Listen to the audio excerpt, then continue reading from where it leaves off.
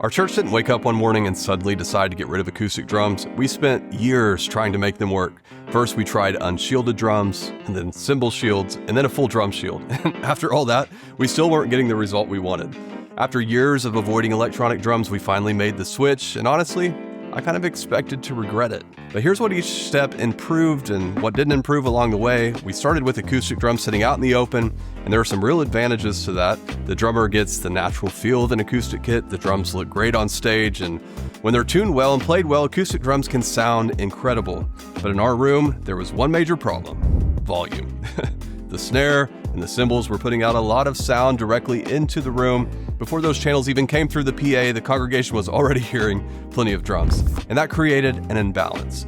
If I wanted more guitars, vocals, or keys, I had to turn those things up to compete with the drums, and pretty soon the whole mix was louder than it needed to be, so the sound tech wasn't deciding how loud the mix should be, the drummer was deciding. So we added circular cymbal shields since the cymbals were the main problem. The goal was to minimize cymbal noise bleeding into the vocal mics while maintaining a clean look on the stage. The cymbal shields helped people sitting in the first few rows, but they didn't really solve the problem for the sound tech.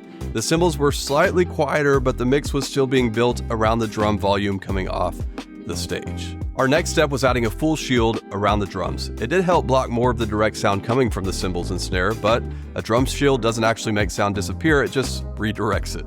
And depending on the room and how the shield is installed, sound can still travel over the top, around the sides, or reflect from the wall behind the kit. We do have a sound absorbing curtain behind the stage, which helped absorb those reflections, but we still didn't have the level of control that we wanted. For our drummers who played more on the lighter side, the sound was pretty great. But when a stronger arm got behind the drums, it was quite brutal for the congregation, and this is often where churches get stuck.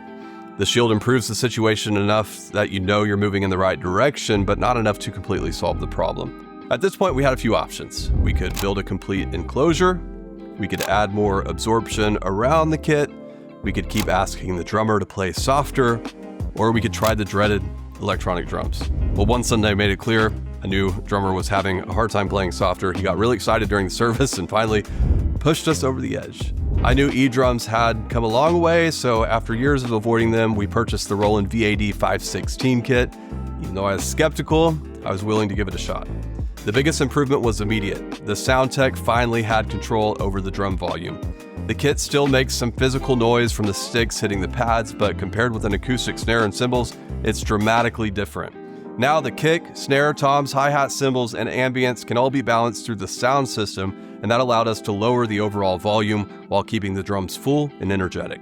It also made our mixes more consistent. We aren't dealing with aging drum heads, drifting microphone placement, cymbal bleed, or a drum kit that sounds different because the weather changed. But there are trade-offs. The sounds need to be carefully selected and customized. The sensitivity and volume of each drum pad require time and attention.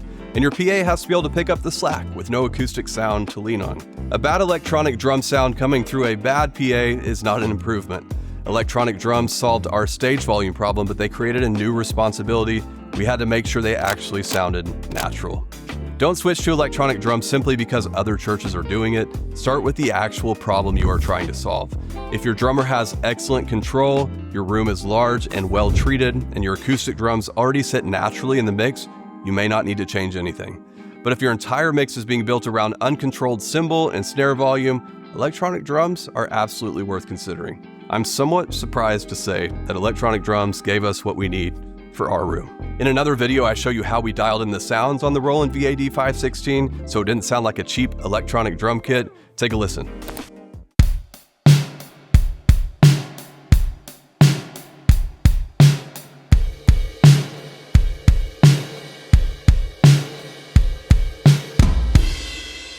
Tap the video on the screen or in the description to watch it now. It'll save you a lot of time versus trying to figure it out yourself.